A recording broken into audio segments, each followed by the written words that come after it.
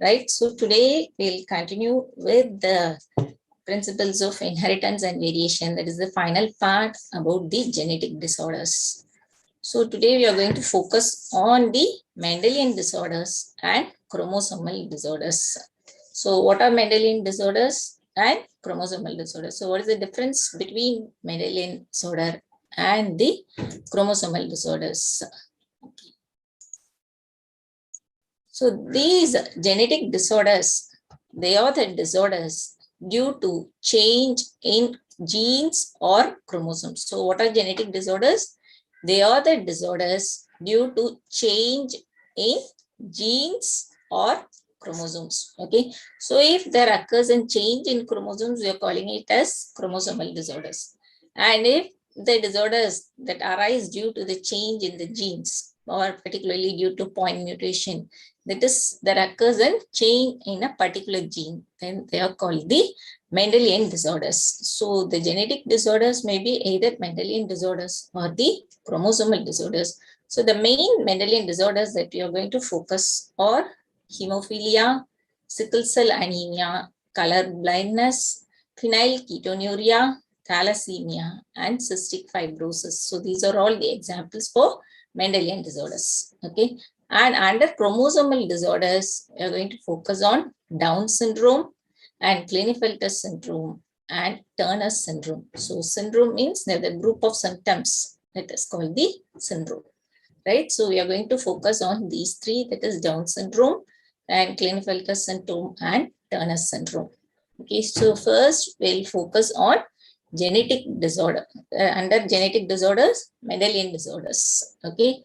So these Mendelian disorders, they are caused by alternation or that is alteration or mutation in the single gene. So a change in the single gene that leads to a disorder, they are the Mendelian disorder.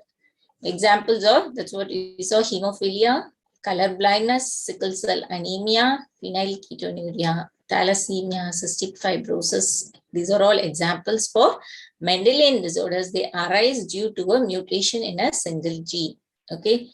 So here the pattern of inheritance can be traced in a family by pedigree analysis. So already we saw about the pedigree analysis and what are the symbols that we use in a pedigree chart. So if you make a pedigree chart, you can easily find out the pattern of inheritance, right? So pattern of inheritance in the sense, we have to write for the a family that is from the previous generation, from the grandfather to father, whether they are affected by the disease, and then to the son. So how the disease is getting inherited. So from the pattern of inheritance of Mendelian disorders, it can be traced in a family. So how it is inherited in a family, it can be easily found out by using the pedigree analysis, right?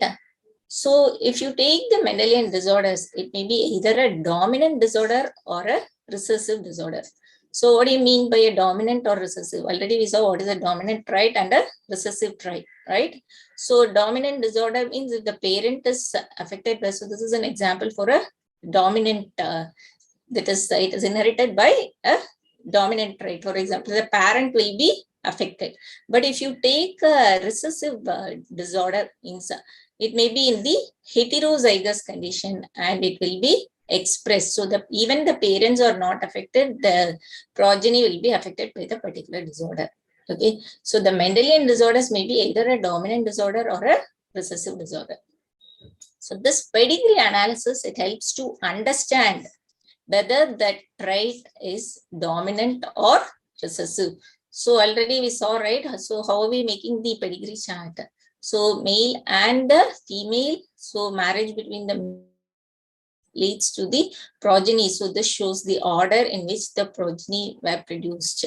Daughter and sons, and this darkened circles and squares, it represents the affected individuals, right? So we can easily understand the pedigree chart. So this pedigree analysis, it helps us to understand whether the trait is a dominant trait or a recessive trait.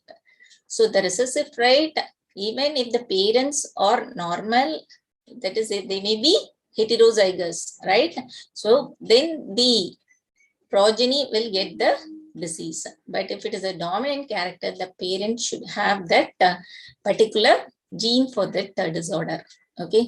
So the pedigree analysis of autosomal dominant trait example is myotonic dystrophy. So it is a form of the muscular dystrophy. So that is an example for autosomal dominant trait.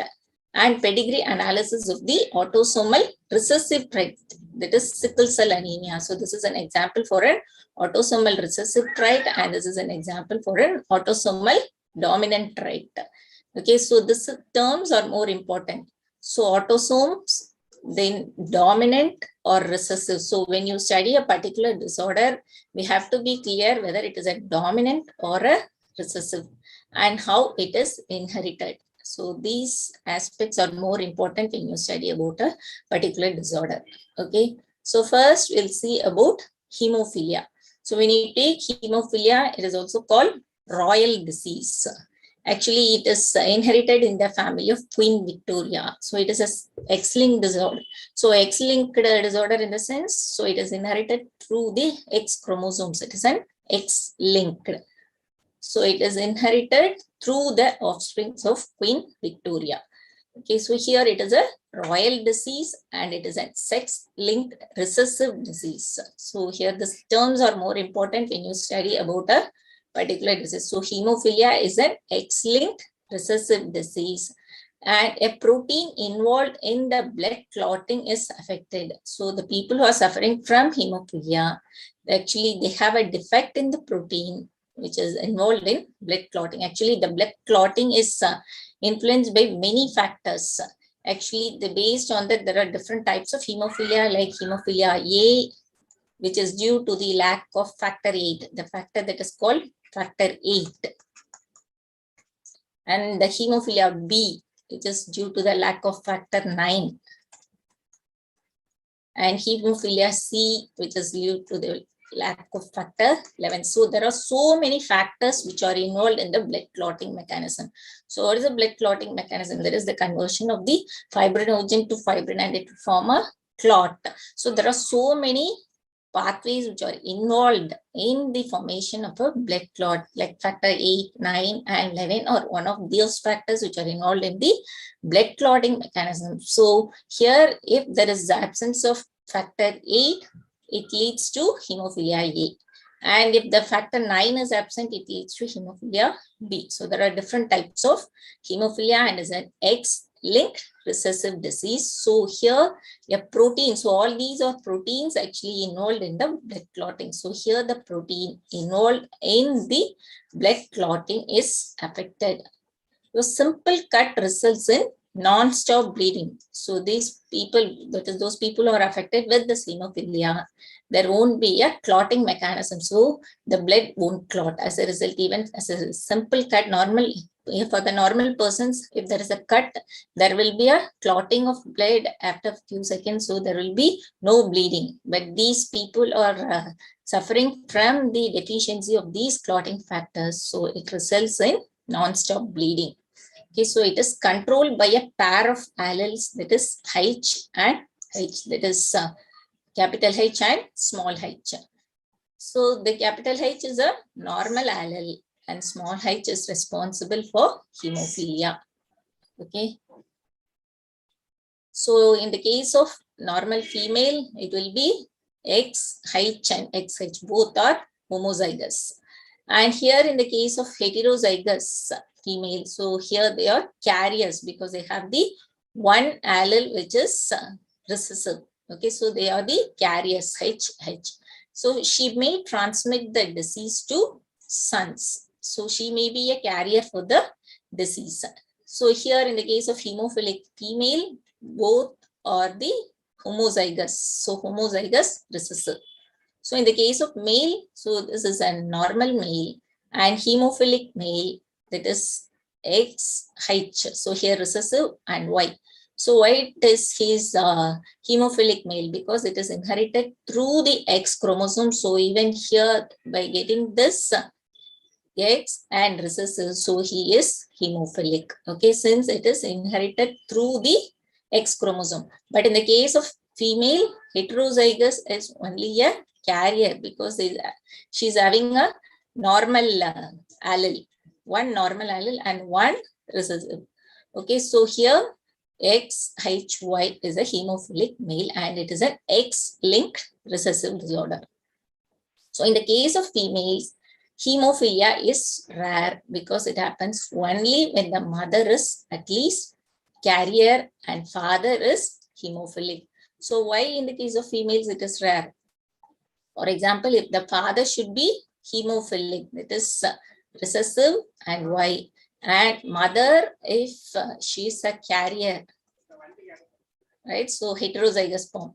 Then the female have the possibility of becoming hemophilic. Okay, so otherwise, they can inherit the normal gene from the mother. So there are little chances of females being the hemophilic. Only when the mother is at least carrier and the father is hemophilic.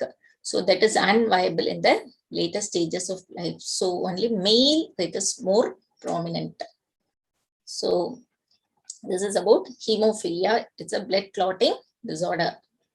The next Mendelian disorder is a color blindness. This is also a sex-linked recessive disorder. So this is a X-linked recessive disorder due to the defect in either red or green cone of the eye. So the color which is responsible for the red and the green coloration, visibility of red and green.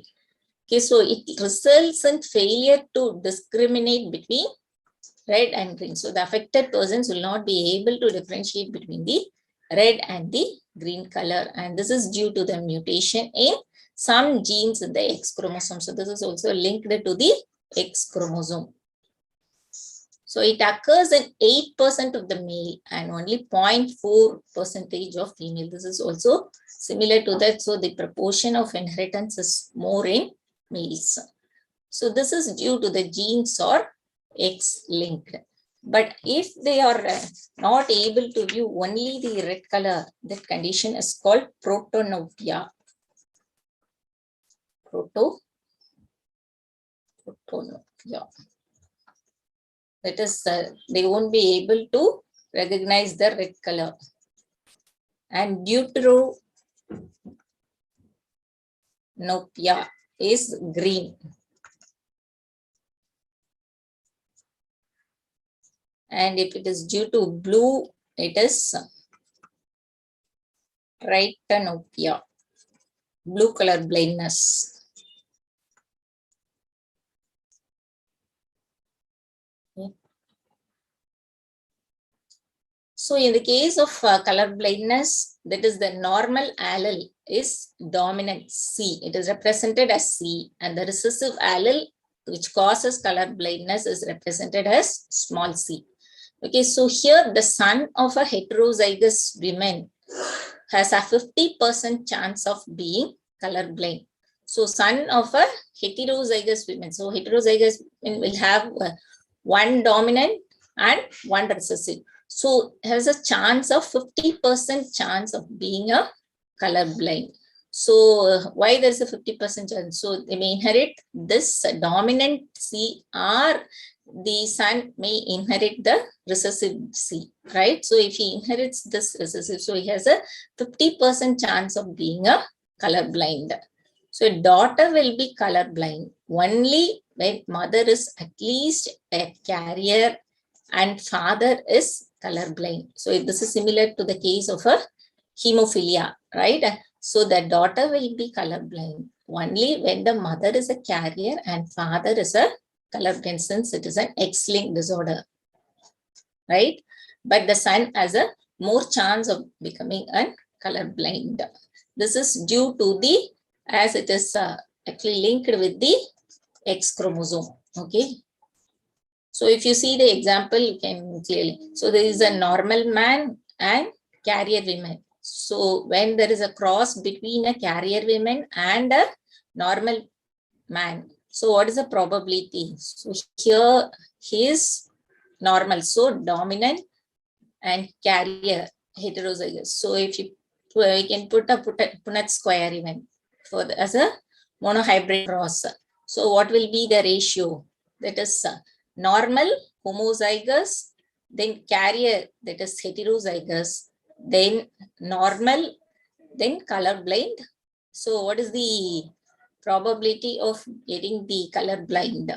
So for example, here we have to consider the X-linked inheritance, right? So if you take C, so from the father, this C and here, so this will be normal. And here this and this will be normal. But here, this and this. Here. So here the X chromosome is from the mother. So the Y, actually only the X chromosome, it transmits the disease, that is the color blindness, right? So it depends on which allele is inherited. So if they inherit this allele, so here the daughter, the percentage of the daughter becoming colorblind is very less when compared to that of the son. So if there is a colorblind man, they have the more probability of getting the colorblind. Actually, we'll see with the few examples even. Okay, so are you able to follow this? The sex-linked inheritance. So as it is related to the X chromosome, the female or the daughters are getting the 2 X chromosomes, right? But the sons are getting only 1 X chromosome. So if they are inherited the disorder from that X chromosome, they have the more probability of becoming a colorblind. Similarly, in the case of hemophilia, so they have the more probability of getting the hemophilia when compared to that of the daughters. Okay.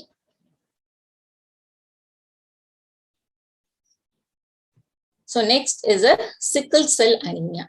So it is an autosome linked recessive trait. So this is linked to the autosome. Okay. So it can be transmitted from parents to offspring when both the partners are carriers for the genes. So when it is transmitted, when both the partners are carriers, then it is transmitted. So here it is controlled by the alleles HBA and HBS. So the homozygous dominant or the normal gene is represented as HBAA, that is both normal, and in the case of carrier, it is called the sickle cell trait, that is HBA and HBS, and recessive, it is HBS and HBS, that is both, it is an affected, that is sickle cell anemia. Okay. Both are affected. Then it is a homozygous recessive disorder. So how the sickle cell anemia is caused? So it is caused by the substitution of glutamic acid by valine at the 6th position of the beta globin chain of hemoglobin. So hemoglobin has 2 chains, one is alpha and the beta, that is 2 alpha and 2 beta chains. So in the beta globin chains at the 6th position, so this is the normal hemoglobin. So the genes here are C, T, C, and here it is C, A, G. So when the mRNA, they have the corresponding, that is the complementary bases, right? So G, A, G, this is the sequence in the mRNA. So here it is GUG.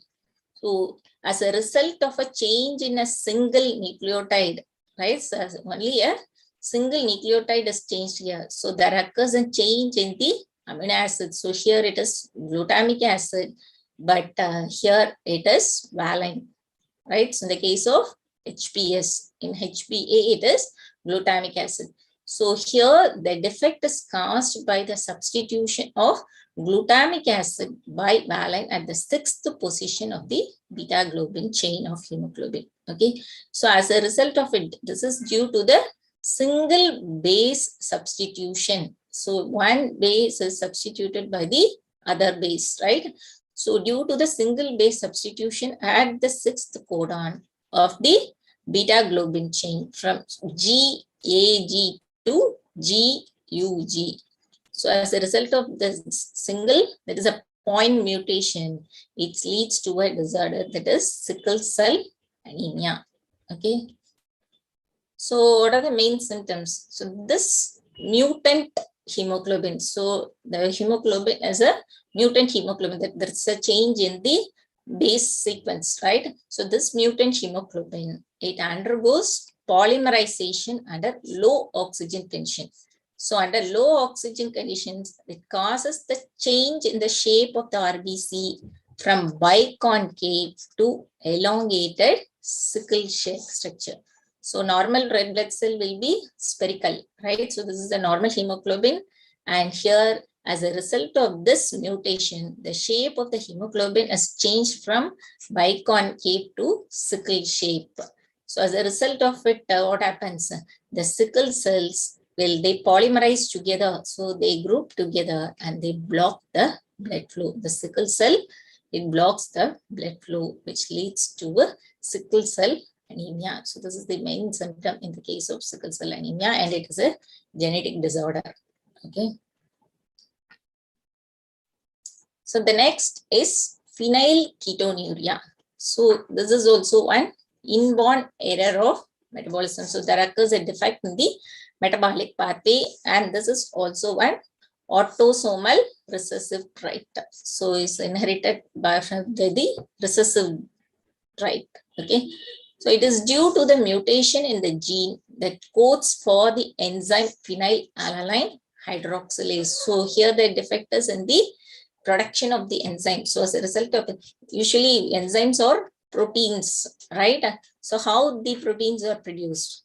From a gene. So gene, that is DNA, it will have the many nucleotides, and first step is replication. Then they transcribe to form mRNA, and which forms a protein. So by enzymes, they are produced from the genes, right? So here what happens in phenylketonuria?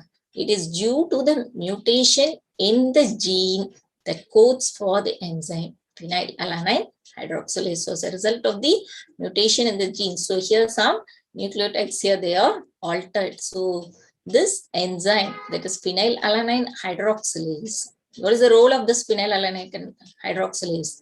It converts an amino acid phenylalanine to tyrosine. So this is phenylalanine, the amino acid phenylalanine is converted to tyrosine by the enzyme phenylalanine hydroxylase. Okay, phenylalanine hydroxylase. So here the hydroxylation reaction occurs, that is the addition of hydroxyl group. But in the case of persons who are suffering from phenylketonuria, here this reaction will be blocked, right? So the affected individuals lack these enzymes, so they cannot produce this enzyme. As a result, so as this reaction is blocked, what happens? There occurs an accumulation of phenylalanine. More amount of phenylalanine gets accumulated, and it is converted to phenylpyruvic acid and other derivatives. So this accumulated phenylalanine, so normal process, it will be converted to tyrosine. But here what happens? They are converted to phenylpyruvic acid and other derivatives. So this accumulated, so there occurs an accumulation of again phenylpyruvic acid. So phenylpyruvic acid and other derivatives now accumulate in brain, resulting in mental retardation. So as a result, there occurs mental retardation.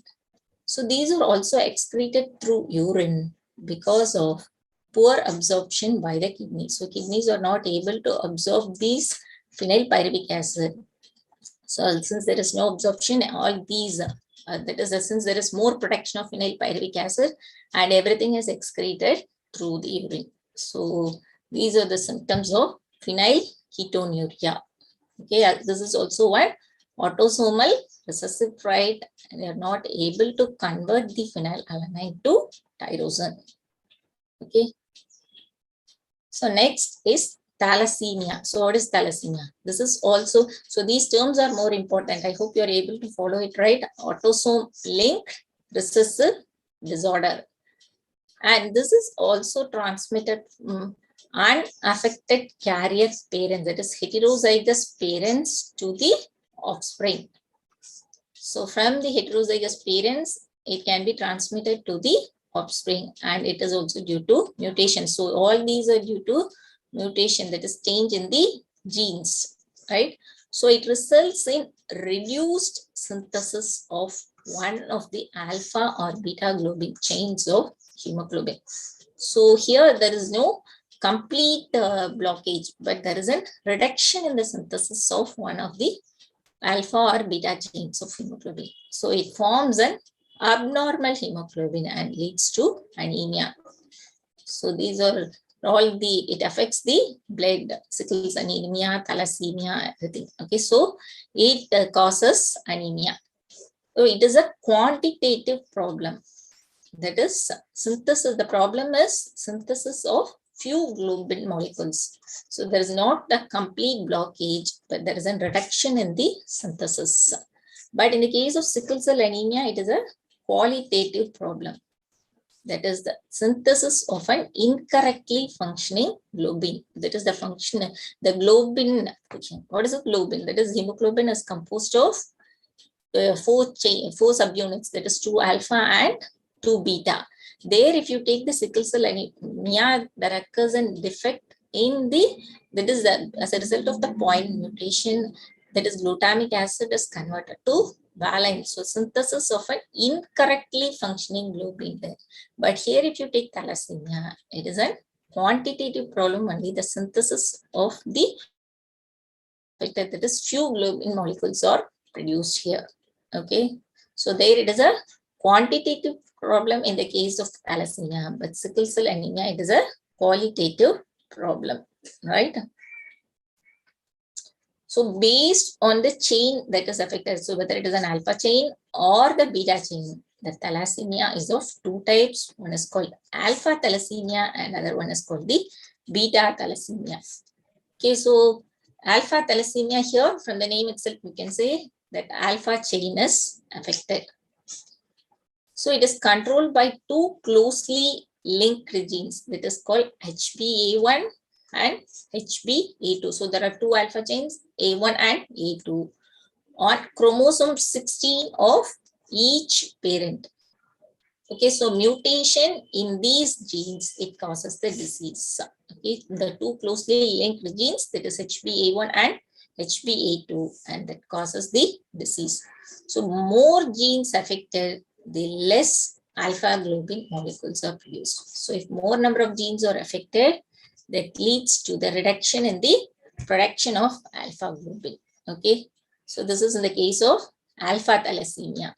But in the case of beta thalassemia, what happens? The production of beta globin chain is affected and it is controlled by the single gene, that is HBB. HB is hemoglobin, B, it represents the beta chain, right, on chromosome 11 of each parent. Here the mutation of these genes, it causes the disease, that is beta thalassemia. So due to the defect in the alpha and the beta chain production.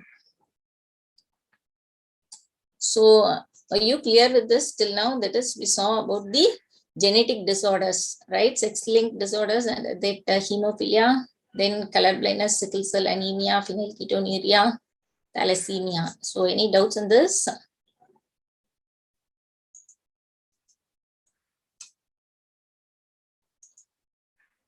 Yeah, clear, right?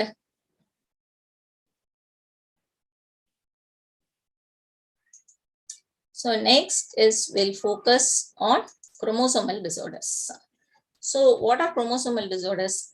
Here the disorders caused due to absence of or excess or abnormal arrangement of one or more chromosomes.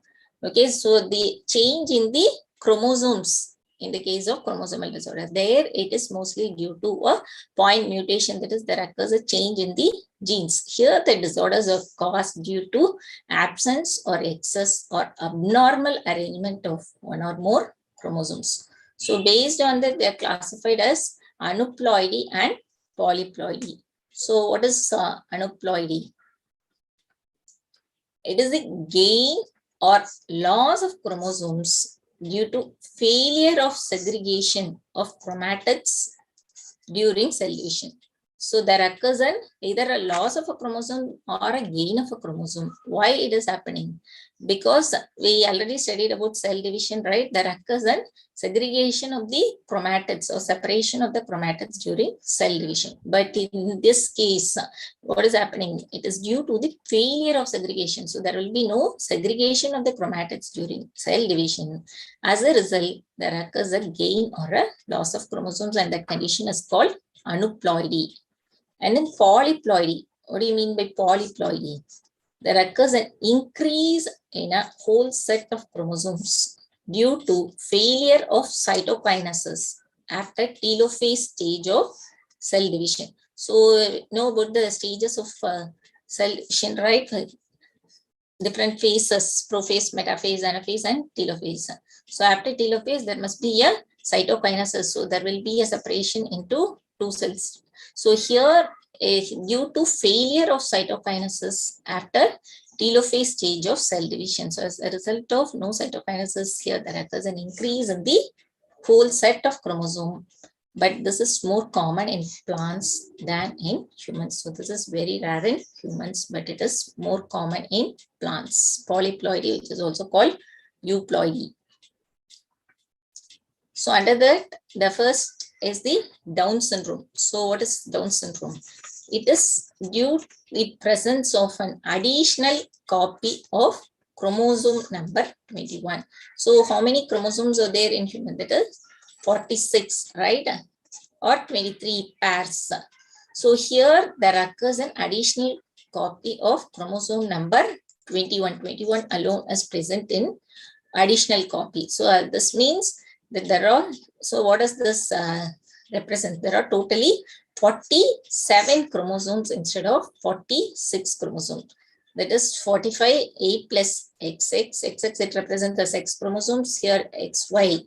So in the case of female and male. So this 45 autosomes plus 2 allosomes or the sex chromosomes. So normally there will be 44A, that is autosomes will be 44 or 22 pairs, right? But in the case of Down syndrome, they will have the 45 autosomes plus 2 sex chromosomes, and here it may be XX or XY. Okay, so this condition is also called trisomy, we can say. That is trisomy. So what do you mean by trisomy? That is, there occurs an additional copy of chromosome in the individual. Additional, that is, instead of 46, that is 47. And there is another example which is called the Edwards syndrome. Edwards syndrome, which is also called trisomy 18. So here the multiple congenital abnormalities will be present here. Here that is, in the case of Down syndrome, it is chromosome number 21. But here the chromosome number 18 will be exist in 3 copies. Okay, so here also 47 chromosomes. Trisomy. So trisomy is an additional copy of the chromosome that is present. Is called, that condition is called trisomy, and examples are Down syndrome, and another example for trisomy is Edwards syndrome, which is also called trisomy 18. Okay. So what are the features of the patients with Down syndrome? They'll be short-statured with small round head and broad flat face and furrowed tongue and partially open mouth. So the mouth will be partially open and broad palm with characteristic palm crease. That is the lines in the palm, and there will be many loops on fingertips, retarded physical, psychomotor, mental development, and congenital heart disease. These are the symptoms of the patients with Down syndrome, because they have an additional chromosome, that is, instead of 46, they will have the 47 chromosomes. Okay. And next is the Klinefelter syndrome. So here, due to the presence of an additional copy of X chromosome. So here also there is an additional copy, but here it is an X chromosome in male. So the genetic constitution will be 44 autosomes or 22 pairs at XXY. So instead of normal XY, they'll have XXY, that is 47 chromosomes. Okay. So only in the sex chromosomes there occurs an increase in the number. So the main features are they'll have the overall masculine development, but feminine development also expressions, that is example of the development of breast, that is gynecomastia, that condition is called gynecomastia, and they will be sterile, right, and mentally retarded. So there occurs an increase in the number in sex chromosomes in the case of Klinefelter syndrome. So next is Turner syndrome. So it is due to the absence of one X chromosome in female. So here it is only 45 chromosomes instead of normal 46. Here there occurs a reduction in the number of chromosomes, that is 45 chromosome, and this condition is so-called monosomy. So there occurs a reduction in the number of chromosomes. So this condition is called monosomy. Okay. So here the genetic constitution is 44 autosomes plus XO. That is only one X chromosome will be present. Okay. So only 45 chromosomes. So what are the features? They are sterile and ovaries are rudimentary. There is no proper development and it will be immature. So lack of other secondary sexual characteristics, and they'll be dwarf and mentally retarded. So these are the symptoms of the persons with Turner syndrome. Okay. So all these three that comes under the chromosomal disorder. That is Down syndrome, Klinefelter syndrome, Turner syndrome, as there is a change in the number of chromosomes. Right. So these are all chromosomal disorder. And there is another that is called sex limited characteristics. Sex limited characteristics. So here in the case of genes of beard and mustache, actually they are growing only at the particular age, right? So here they affect only in the presence of hormones, because they express their effects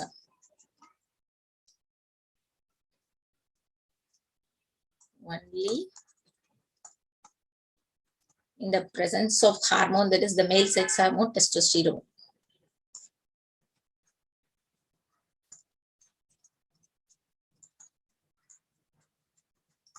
So the growth will be seen only at a particular age when there is a production of hormones. So they are called sex limited characteristics or characters. Okay, so these are the disorders. That is, the genetic disorders can be divided into either Mendelian disorders or the chromosomal disorders. So with this, we have completed the chapter Principles of Inheritance and Variation. So any doubts? We'll discuss few questions.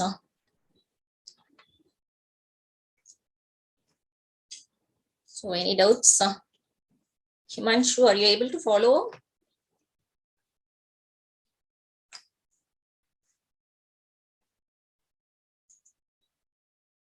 Okay. We'll discuss few questions. Trisomy has a chromosome complement of 2n minus 1, 2n plus 2, 2n plus 3, 2n plus 1. So what is trisomy? It has a chromosome complement of, yes, D is the right answer. 2n plus 1, that there will be an additional chromosome, right? So the condition is called trisomy. So it is 2n plus 1, and 2n minus 1 is monosomy. The Klinefelter syndrome has chromosomal constituent XX, XXY, YXY. The Klinefelter syndrome has the chromosomal constituent. Yeah, it is B, XXY. So they have an additional sex chromosome, that is in addition to XY, they will have another X chromosome, that is XXY. So the Klinefelter syndrome has additional chromosomal constituent, and it is XXY. So B is the right answer. A comparison of the karyotypes of a normal human male and a male sufferer of Down syndrome shows the latter to possess one extra chromosome, two Y chromosomes, one extra pair of chromosomes, twice the normal number of chromosomes. So comparison of the karyotype of normal human male and a male sufferer of Down syndrome shows the latter to possess one extra chromosome, two Y chromosomes, one extra pair of chromosomes, twice the normal number of chromosomes. Oh, it is, yes. Yeah, you read the question, okay? A is the right answer. And Himanshu, are you able to follow, and you can give your answers?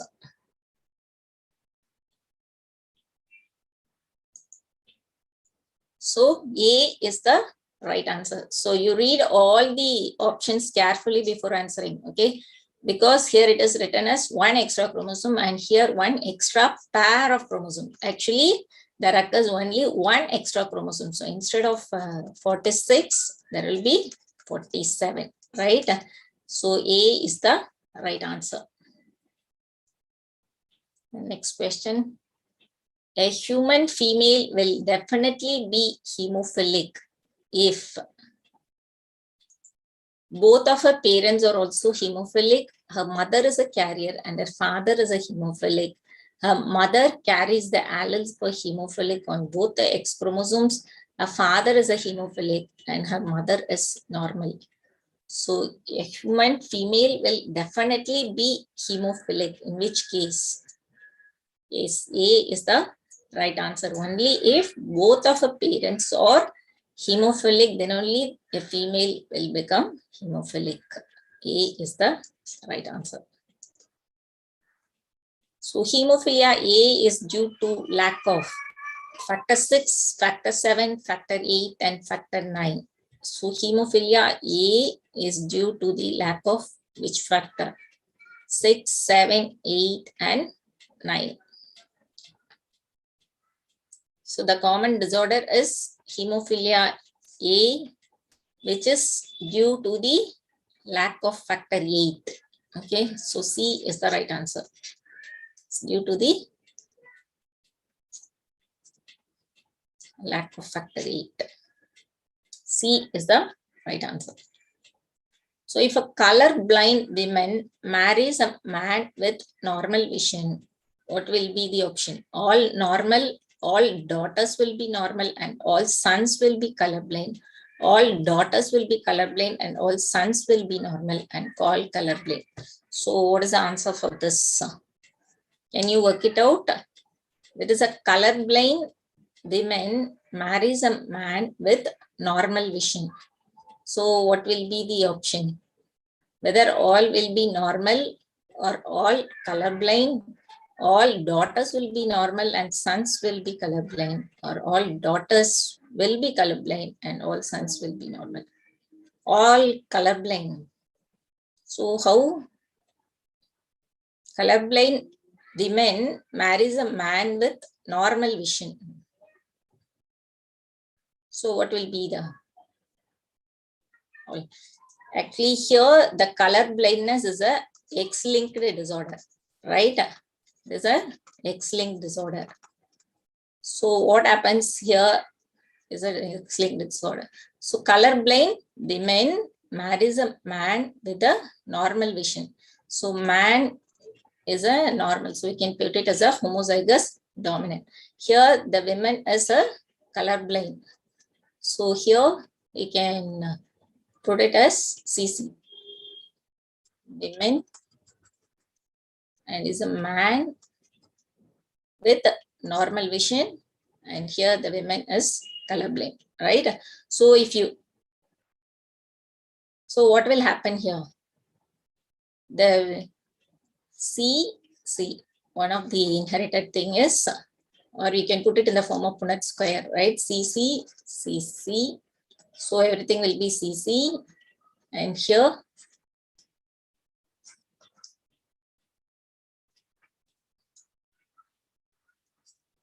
so it depends on the type of X chromosome that is getting from the women or a men, like, okay. It depends on the, so the X-linked disorder means, what does that mean? So yesterday we saw the crisscross inheritance, everything, right? So it is transmitted through the progeny. So how it will come? So this is the from the man and this is from women, right? So for example, if the X chromosome from the man, if the daughter, the case of daughter, the daughter will get the X chromosome. Yeah, B is the right answer actually. You're able to follow? The daughter will get X chromosome from the father, right? X chromosome from the father and the X chromosome from the mother. But in the case of son, how it will be? The son will get Y chromosome from the father and X chromosome from the mother. So the son will obviously inherit the colorblind gene from the mother. So sons will be colorblind. Okay, since both are homozygous, so they will inherit the X from the mother and they will be colorblind. So what about the daughter? The man is a normal vision. So they will inherit the normal X chromosome from the father. And in the case of here, they even if they get the colorblind gene, so they will be heterozygous and they won't be colorblind. So all daughters will be normal and all sons will be colorblind. So B is the right answer. Okay, so are you able to follow it? So this is since it is an X-linked inheritance, so we have to see whether it is transmitted to a daughter or a son. Yeah. So this is the basic understanding regarding the sex-linked inheritance. So if you are clear with this, you can answer any type of questions which are related to sex-linked inheritance. Okay, so the answer D is the right answer. So the next question, the marriages between close relatives is avoided in some Indian communities. It is also supported by biologists because it induces mutation, it induces multiple births, it induces possessive alleles to come together, it induces abnormalities in childbirth. So what is the right option here? Yes, C is the right answer, because it induces recessive alleles to come together. That's why the close relatives, that is marriage between close relatives, should be avoided, because there may be many recessive alleles and they may come together, that is fused together and may result in disorders. So C is the right answer. Okay, so we'll discuss few more questions. And there is another fact that's called the population genetics. So what do you mean by population genetics?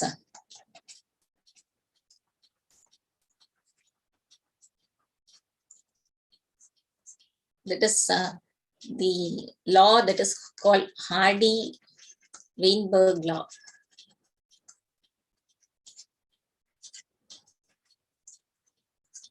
So here the study of gene frequency in a population. That is the study of gene frequency in a population. If you're studying in a particular population, that is called the population genetics, and it is represented by the Hardy-Weinberg law, which is equal to, that is P squared plus 2PQ plus Q squared is equal to 1. That is, an equilibrium is established between the different alleles. So what is this law is? Actually, an equilibrium is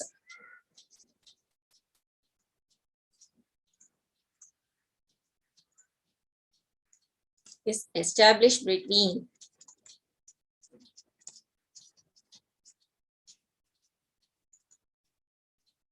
frequencies of alleles.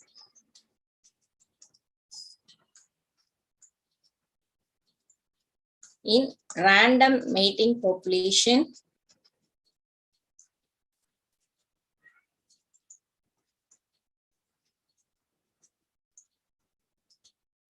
And these frequencies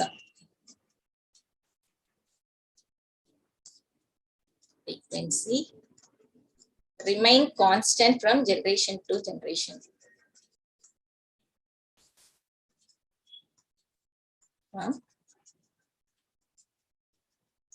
So this is called Hardy-Weinberg law, okay, from generation to generation.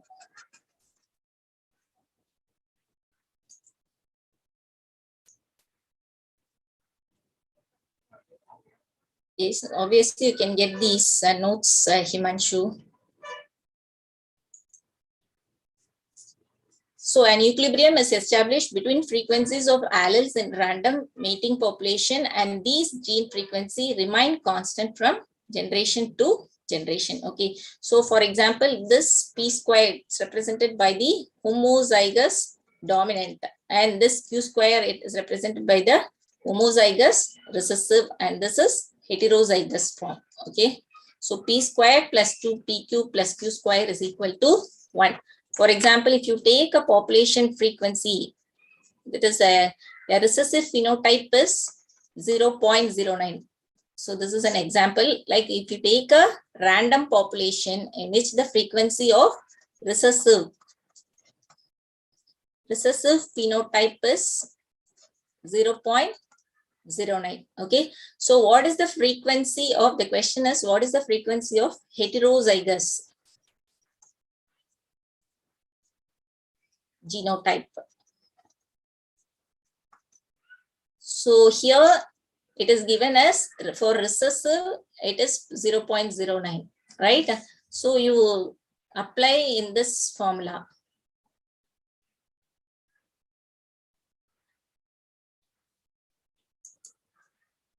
So in this, Q square is equal to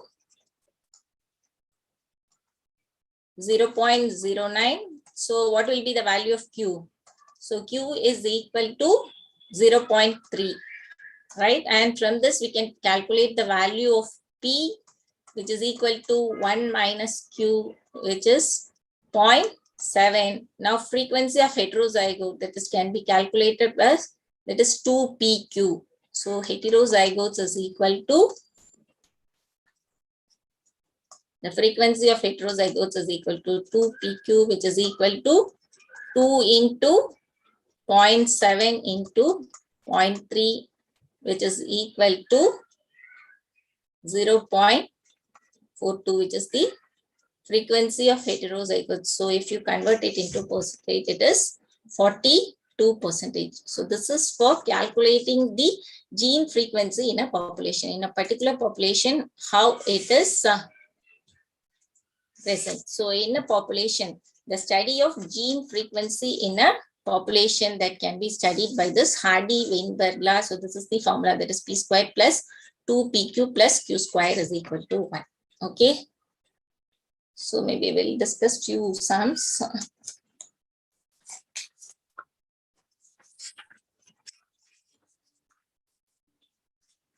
So if some pedigree chart is given, for example,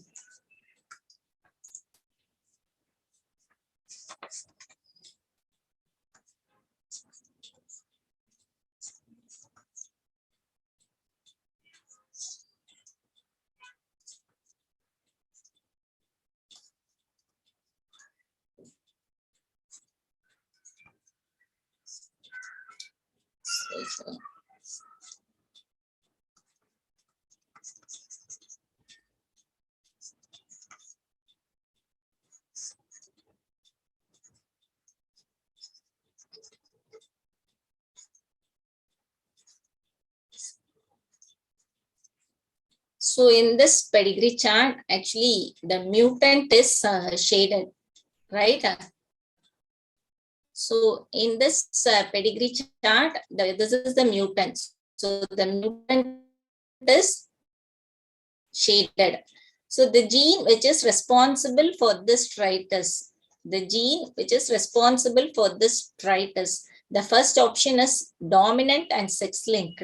Whether it is a dominant and sex-linked or X-linked disorder, or option B is dominant and autosomal. Then recessive and sex-linked, and recessive and autosomal. Recessive and autosomal. So which will be the correct option for this? So this is a pedigree chart. Here the mutant is shaded. Okay, so this is the mutant that is formed.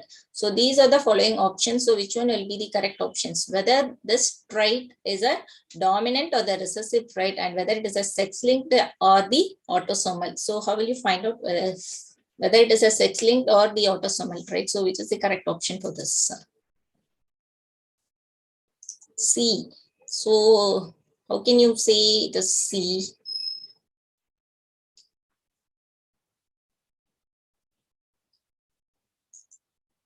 So actually it is a recessive. So yeah, that is a correct option. It is not a dominant trait, because if it has to be a dominant trait, that is here, if it has to, this should be mutated, means some of the parent has to be mutated. So it is a recessive trait. So that is the right answer. So it is not a dominant inheritance. It is a recessive inheritance. And then what about the autosomal, or it is a sex-linked disorder? So if it is a X-linked disorder, it will show a crisscross inheritance. But if it is a normal inheritance, if it is not showing the crisscross pattern, then it is an autosomal disorder. So here, if you see, it is a autosomal disorder. There is no proper crisscross inheritance that is seen in this pedigree chart. So actually, D is the right answer. That is, it is recessive and autosomal disorder. Okay, so if the given trait cannot be sex-linked, as the sex-linked traits, they will show the crisscross inheritance patterns. So here it is an autosomal disorder, right? It is like that of sickle cell anemia and all we saw it as a autosomal disorders. There are some disorders which are sex-linked, that is hemophilia and then color blindness. So based on the disorder, we have to find out whether it is a sex-linked, or that's what these terms are more important, which are all the X-linked disorder, which are all the autosomal, and which is a dominant, and which is a recessive disorder. So this pedigree chart, it shows an recessive and autosomal disorder. Okay, clear? So D is the right answer for this. So while studying the disorder, also you be clear what type of disorder it is. Okay, so if they give a pedigree chart, so you can also easily identify whether it is a dominant disorder or a recessive disorder, and whether it is an X-linked disorder or an autosomal disorder. Okay, so X-linked disorder, particularly if you see the hemophilia and color blindness and all we saw, right? So there will be a particular inheritance through the X chromosomes. But in the case of sickle cell anemia, here it is an autosomal disorder. Okay, so this is an example for recessive autosomal disorder. So clear?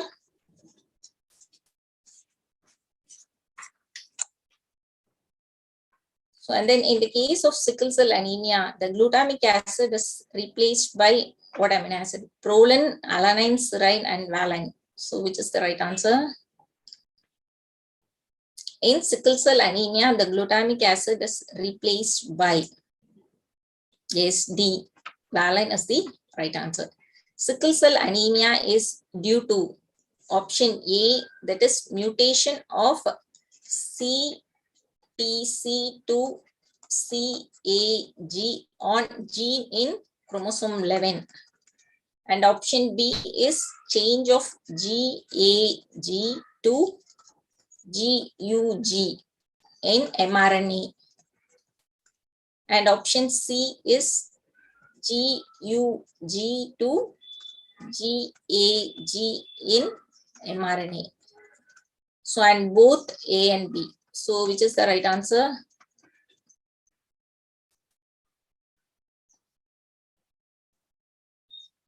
Actually, here the answer is both A and B. Why? Because this is the actual change. But here what is given? In chromosome 11, that is in the gene, first there will be CTC and CAG. If you see the diagram that is given in the book, right, you observe the diagram also, it is given clearly in the book. So actually both A and B is the right answer. So in the case of chromosome 11, there occurs a change here from T to A. So as a result of it, in the mRNA, there occurs a change from A to U. Okay. So these two are correct. This is on chromosome 11 and this is in mRNA. So both A and B is the right answer. Clear? So are you able to follow this?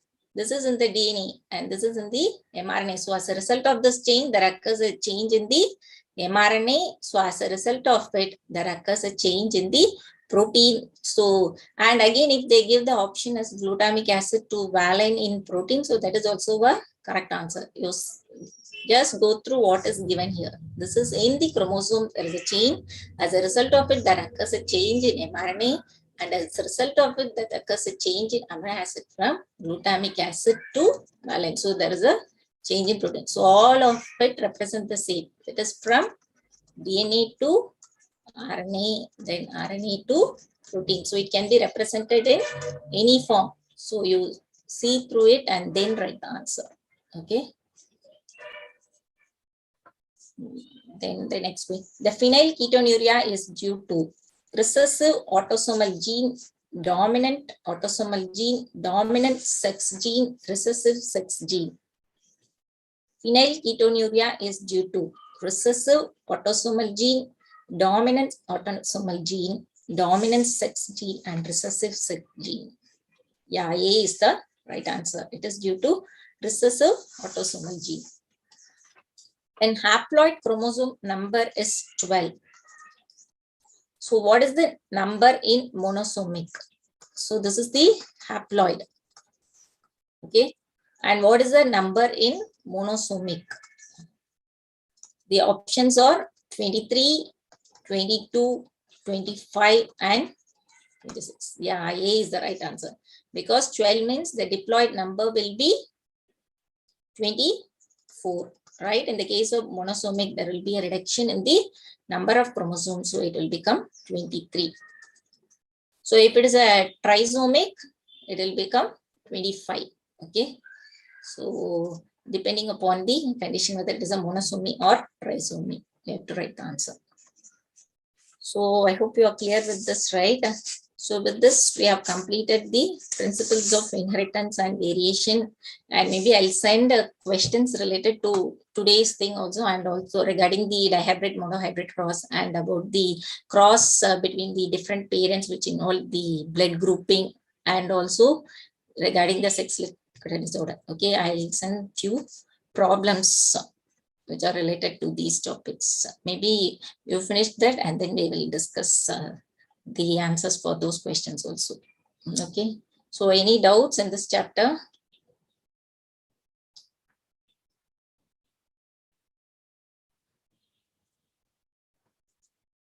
Yeah. Okay, maybe we'll do some problems alone. So concepts are clear, right? So tomorrow we'll continue with the next chapter. There is a molecular basis and about the central dogma, right? How the replication, transcription, translation. So that is one of the very important chapter because it carries a lot of marks and more questions will be from that chapter. So we have to be thorough with that chapter so well. In the +2 portions that carries most of the marks, right? So tomorrow we'll start molecular basis of inheritance, right? Okay, no doubts? Okay, then thank you.